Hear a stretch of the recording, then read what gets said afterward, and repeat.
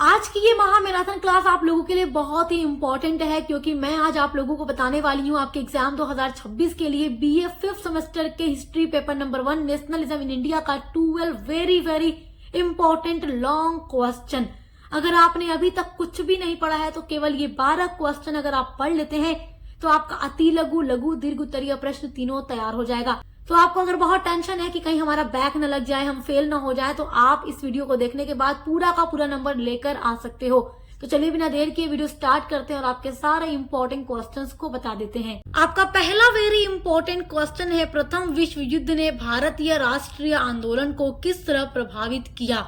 तो देखिए, जो आपकी 1 से लेकर 8 तक की यूनिट है वो हम आपको पढ़ा चुके हैं। पूरी लिस्ट बनी हुई है पेपर 1 एंड पेपर 2 दोनों की अलग अलग। तो जितना क्वेश्चन यहाँ पर आपको बता रही हूँ, मैंने पहले ही आपसे कह दिया है कि कुछ नहीं पढ़ा तो बस इतना पढ़ लीजिए, यानी कि आपका तीनों सेक्शन का क्वेश्चन यहीं से आने वाला है।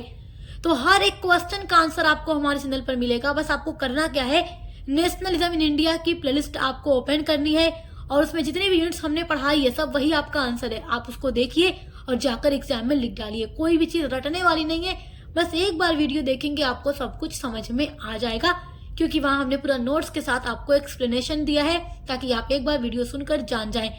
तो आप देख लीजिएगा, लिंक आपको मिल जाएगी प्लेलिस्ट की इसी वीडियो के डिस्क्रिप्शन बॉक्स में। दूसरा वेरी इंपॉर्टेंट क्वेश्चन है, 1907 ईस्वी में कांग्रेस का विभाजन होने पर कांग्रेस का पुनः एकीकरण किस प्रकार हुआ। देखो, आप ये पढ़ चुके हो, मैं आपको पढ़ा चुकी हूँ कि जब कांग्रेस का विभाजन 1907 में हुआ था, कांग्रेस 2 गुटों में बढ़ गया था, उग्रवादी और उदारवादी। तो आप ये जानते ही हो क्यों बटा था, ये सूरत अधिवेशन में बटा था। सूरत अधिवेशन 1907 में हुआ था, उसमें ही कांग्रेस 2 गुटों में बटा था, क्योंकि कांग्रेस के जो नेता थे उनकी अलग अलग राय थी। मतलब उदारवादी मानते थे कि ब्रिटिश सरकार की हाँ में हाँ मिलाकर हमें अपना काम कर लेना है, डोमिनियन स्टेट ही मिल जाए। और उग्रवादियों का मानना था कि हिंसा भी करनी पड़े करो, हथियार उठाना पड़े उठाओ, लेकिन अंग्रेजों की हाँ में हाँ नहीं मिलाकर काम करेंगे। पूर्ण आजादी चाहिए, हम आजाद होके रहेंगे, अंग्रेजों की गुलामी नहीं करेंगे। तो इस तरीके से कांग्रेस 2 गुटों में बढ़ गया था। और आप आगे चलकर पढ़ते हैं, जब 1916 में लखनऊ पैक्ट हुआ था, लखनऊ समझौता हुआ था, जिसमें फिर कांग्रेस जुड़ गए थे, इनका एकीकरण हुआ था। तो ये सारी चीजें हम आपको डिटेल में पढ़ा चुके हैं। अब तीसरा इंपॉर्टेंट क्वेश्चन देखिए, राष्ट्रवाद के उदय में रविंद्रनाथ टैगोर के विचारों के प्रभाव का मूल्यांकन कीजिए। तो रविंद्रनाथ टैगोर का जो पूरा राष्ट्रवाद है उसके बारे में डिटेल में मैंने आपको समझाकर पढ़ाया हुआ है, आप देखकर तैयार कर लीजिएगा। आपका 4th वेरी इंपॉर्टेंट क्वेश्चन है, उदारवादियों की विचारधारा, कार्यक्रम और नीतियों पर प्रकाश डालिए। तो जब मैंने आपको कांग्रेस के विभाजन के बारे में पढ़ाया था तो वहां पर मैंने आपको उदारवादी और उग्रवादी दोनों की विचारधारा, कार्यक्रम और नीतियों के बारे में पढ़ा दिया था।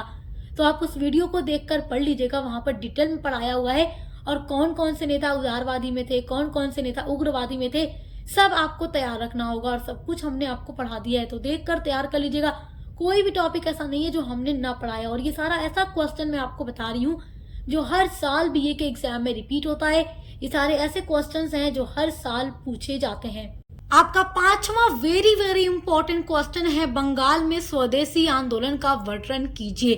तो बंगाल में जो स्वदेशी आंदोलन आपने देखा, और आपने क्या देखा था कि जब 1905 ईस्वी में लॉर्ड कर्जन के द्वारा बंगाल का विभाजन कर दिया गया, बंगाल को 2 टुकड़ों में बांट दिया गया, पश्चिम बंगाल और पूर्वी बंगाल। और पश्चिम बंगाल तो आप हमारे भारत में देख रहे हैं, और उसके अलावा जो पूर्वी बंगाल था वो आज वर्तमान का बांग्लादेश है। तो जब देखो, अंग्रेजों ने क्या बताया था कि इतना बड़ा प्रशासन संभालना मुश्किल हो जाता है, इसलिए हम इसको 2 टुकड़ों में बांट दिए। लेकिन असल वजह हिंदू और मुसलमान की एकता में फूट डालना था, जिसके लिए अंग्रेजों ने ये काम किया था। तो इसलिए बंगाल को 2 टुकड़ों में बांटा गया 1905 में लॉर्ड कर्जन के द्वारा। और जब इसको बांटा गया तो हिंदू मुसलमान ने एक दूसरे की कलाई पर राखी बांध कर ये साबित किया कि तुम चाहे कुछ भी कर लो, हम एक हैं। तो उसके बाद ही स्वदेशी आंदोलन बंगाल विभाजन के विरोध में चलाया गया था, जिसमें हर किसी ने भाग लिया था। मतलब हर एक ने, महिलाएं, छात्र, हर भारतीय व्यक्ति इसमें भाग लेता है। और इसमें ये नारा दिया गया कि स्वदेशी अपनाओ, यानी अपने देश में बनी वस्तुओं का प्रयोग करो और विदेशी वस्तुओं का बहिष्कार करो, जला दो, फेंक दो, तोड़ दो, जो कुछ भी करना करे कर दो। क्यों ये नारा क्यों दिया गया?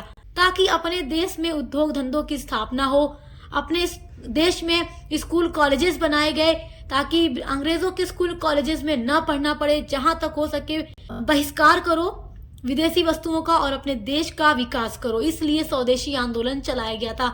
सब कुछ हमने डिटेल में आपको पढ़ाया हुआ है, पढ़ लीजिएगा। छठा वेरी इंपॉर्टेंट क्वेश्चन जो आपके एग्जाम में आने वाला है वो है 1857 के विद्रोह के बाद भारत के प्रति ब्रिटिश नीति में हुए परिवर्तनों की विवेचना कीजिए। This is very very important question, आपको पूरा मैं पढ़ा चुकी हूँ। देखो, आप सबसे बड़ा परिवर्तन तो ये याद रखना कि जब 1857 का विद्रोह हुआ था उसके बाद जो भारत की सत्ता थी वो ब्रिटिश ईस्ट इंडिया कंपनी से छीन करके, यानी ब्रिटिश ईस्ट इंडिया कंपनी का शासन समाप्त हो गया और भारत की सत्ता सीधे ब्रिटिश क्राउन के हाथों में सौंप दी गई। और अब 1857 की क्रांति के बाद भारत पर शासन ब्रिटिश क्राउन करने लगे। तो ये बात याद रखिएगा, उससे पहले तो कंपनी ही शासन कर रही थी हमारे भारत पर। तो सबसे बड़ा परिवर्तन आपको ये याद रखना है। उसके बाद बहुत सारे एक्ट आए, बहुत तरीके के परिवर्तन ब्रिटिश सरकार लेकर आ रही थी, जो हमने आपको डिटेल में पूरा पढ़ा दिया है। और जब आप बीए थर्ड सेमेस्टर में थे तब भी आप लोगों ने पढ़ा था कि कंपनी से क्राउन तक, यानी कैसे कंपनी शासन करते करते क्राउन तक पहुंच गई भारत की सत्ता। तो सब आप डिटेल में पढ़ चुके हैं, कोई भी चीज ऐसी नहीं है जो आपने न पढ़ी हो। सातवां इंपॉर्टेंट क्वेश्चन है नेहरू रिपोर्ट का वर्णन कीजिए, इसकी असफलता के क्या कारण थे। नेहरू रिपोर्ट ये भी मैं आपको पढ़ा चुकी हूँ, कोई भी टॉपिक ऐसा नहीं है जो हमने न पढ़ाया। और देखो, ये सारे ऐसे क्वेश्चंस हैं मेरे प्यारे बच्चों कि आप कुछ भी ना पढ़े हुए हो, आप टेंशन में हो कि क्या पढ़े, तो बस ये सारे ऐसे क्वेश्चंस हैं जहां से हर साल क्वेश्चंस आ ही जाते हैं। तो आप इसको पढ़ लीजिएगा और इसकी असफलता के कारण भी हमने आपको पढ़ाया है, देखकर तैयार कर लीजिएगा। आपका आठवां इंपॉर्टेंट क्वेश्चन है, देखो बड़ा इंपॉर्टेंट क्वेश्चन है, मुस्लिम लीग का उदय और उसकी मांगों का वर्णन कीजिए। आप देखो, जब 1905 में बंगाल का विभाजन कर दिया गया अंग्रेजों के द्वारा, लॉर्ड कर्जन ने बंगाल का विभाजन किया था, तो उसके बाद 1906 में चल करके मुस्लिम लीग का उदय हो गया। अंग्रेजों ने मुसलमानों को भड़का दिया, कांग्रेस पार्टी तुम्हारी पार्टी नहीं है, वो तुम्हारा भला नहीं चाहेगी, एक अलग से पार्टी बना लो। मुसलमानों ने अपनी अलग से पार्टी बना ली, मुस्लिम लीग, जिसका उदय यानी जिसकी स्थापना 1906 में हुई। अब इनकी कुछ मांगे भी थी, तो उनकी मांगे क्या है, जब मैंने आप लोगों को मुस्लिम लीग के बारे में पढ़ाया था तो सब कुछ डिटेल में पढ़ा दिया था, तो देखकर तैयार कर लीजिएगा। हर एक टॉपिक पर डिटेल में यूनिट की वीडियो अपलोड है। आपका 9वां वेरी इंपॉर्टेंट क्वेश्चन है द्वितीय गोलमेज सम्मेलन पर एक निबंध लिखिए। तो आप इसको भी देख लीजिएगा, ये क्वेश्चन हर साल पूछा जाता है। पिछले जो 4-5 सालों से क्वेश्चंस बार बार रिपीट हो रहे हैं, वही मैं आपको यहाँ पर बता रही हूँ।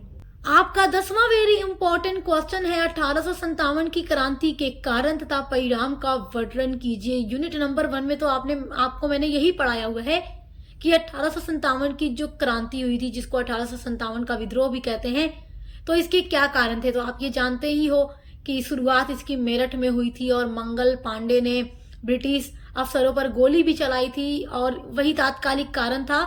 तो सब आप डिटेल में पढ़ चुकी हो, इसका परिणाम भी मैं आप लोगों को पूरा डिटेल में पढ़ा चुकी हूँ, देखकर तैयार कर लीजिएगा। 11वां इंपॉर्टेंट क्वेश्चन है भारतीय राष्ट्रीय आंदोलन में गांधी जी की भूमिका। This is very very important question, इसको अभी स्क्रीनशॉट कर लीजिए, नोट कर लीजिए, क्योंकि देखो गांधी जी का ये क्वेश्चन बहुत इंपॉर्टेंट है कि भारतीय राष्ट्रीय आंदोलन में गांधी जी की भूमिका और योगदान का वर्णन कीजिए।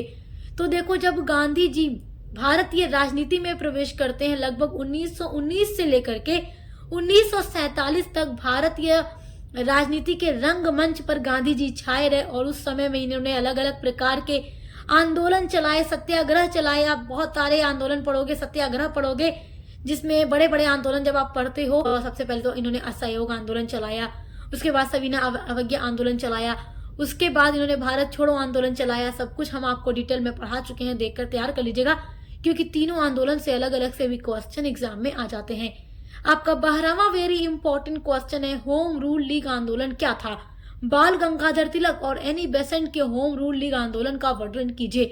तो होम रूल लीग आंदोलन जो था बाल गंगाधर तिलक ने भी चलाया था और एनी बेसेंट ने भी चलाया था। दोनों का जो क्षेत्र था वो अलग अलग था, यानी अलग अलग इलाकों में इन दो लोगों ने होम रूल लीग आंदोलन चलाया था और पूरा डिटेल में मैंने आपको पढ़ाया है, तो देखकर तैयार कर लीजिएगा। ये 12 क्वेश्चन अगर आप लोग पढ़ लेते हैं तो बस इतना समझिए कि आपका अति लघु, लघु, दीर्घ, उत्तरीय प्रश्न तीनों तैयार हो जाएगा। तो अब आपको टेंशन नहीं लेना है, बस इन 12 प्रश्नों के उत्तर को तैयार कीजिए, जाकर एग्जाम दे दीजिए। बेस्ट ऑफ लक, हम मिलते हैं अगली वीडियो के साथ।